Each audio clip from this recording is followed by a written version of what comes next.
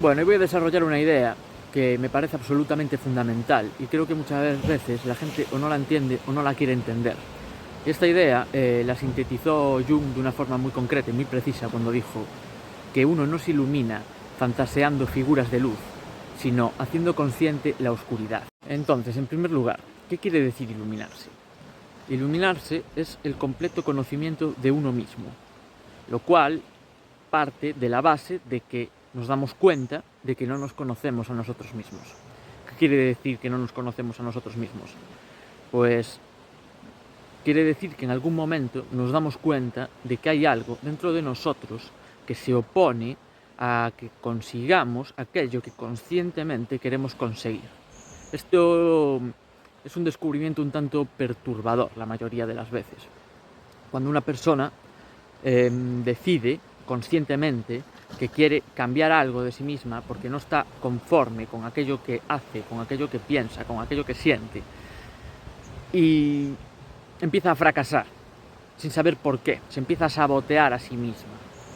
Al principio, cuando somos pequeños, proyectamos ese conflicto y creemos que son nuestros padres, nuestros profesores, las circunstancias, en definitiva, las que se oponen a nuestros deseos. Pero llega un momento en el que eso ya deja de sostenerse y nos damos cuenta, nos tenemos que dar cuenta de que la raíz del conflicto es interna.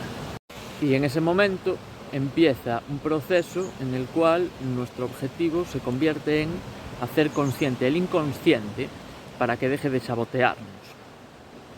Esto es muy incómodo, porque implica estar atentos a nuestros complejos, nuestras inseguridades, nuestros miedos y toda nuestra sombra, que serían ese lado de nosotros que está dispuesto a todo con tal de salvar el culo. Este conflicto básico en astrología está representado por el Sol y la Luna. El Sol es la identidad esencial que se desarrolla a lo largo de toda nuestra vida, y la Luna es un conjunto de automatismos que se construyen en la primera infancia y que luego derivan en un bucle, que es el bucle que nos impide hacer aquello que conscientemente queremos hacer. Todos estos patrones lunares tienen el único objetivo de protegernos de la angustia de la soledad. Cuando nosotros funcionamos desde un estado de conciencia lunar, lo único que queremos es evitar la soledad, es pertenecer, y en esa pertenencia compulsiva buscar que otros nos nutran emocionalmente. Pero esto al principio es absolutamente indispensable para nuestro desarrollo, pero luego se convierte en un obstáculo y no podemos renunciar a él. O sea, no podemos renunciar a la Luna.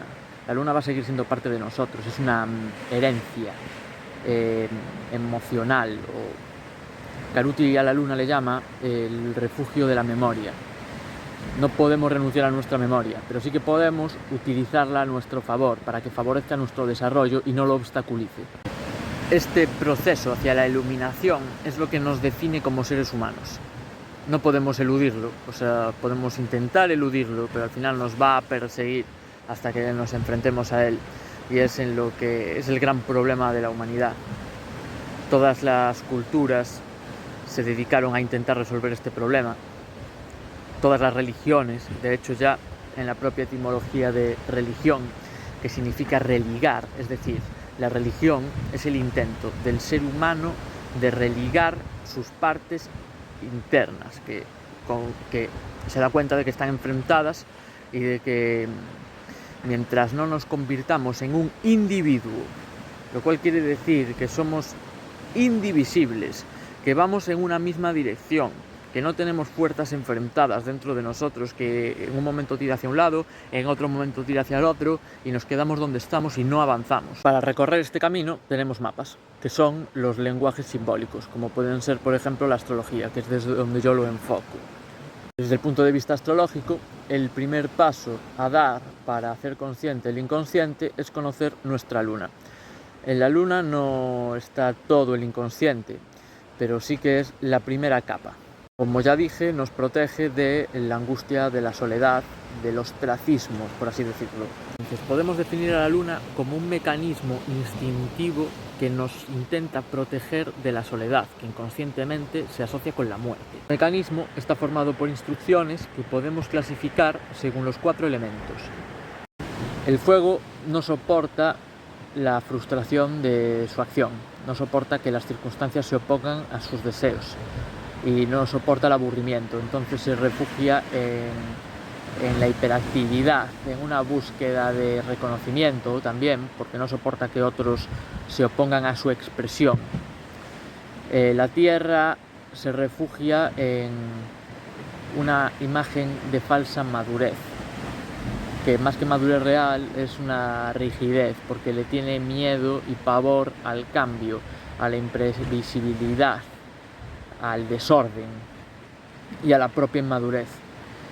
El aire no soporta la intensidad emocional, se ahoga en las emociones, entonces lo que busca es racionalizarlas, es disociarse de las emociones. Quizás, pues eso, en un proceso de racionalización, quizás en socializar, en la frivolidad. Y el agua lo que no soporta es todo lo contrario, lo que no soporta el agua es la desconexión emocional, la censura emocional. Entonces se refugia en sentir las emociones con mucha intensidad y también en cierto retraimiento. Siente mucho, pero quizás no expresa hacia afuera, eso sería más fuego, ¿no? El agua se mete hacia adentro y siente en soledad.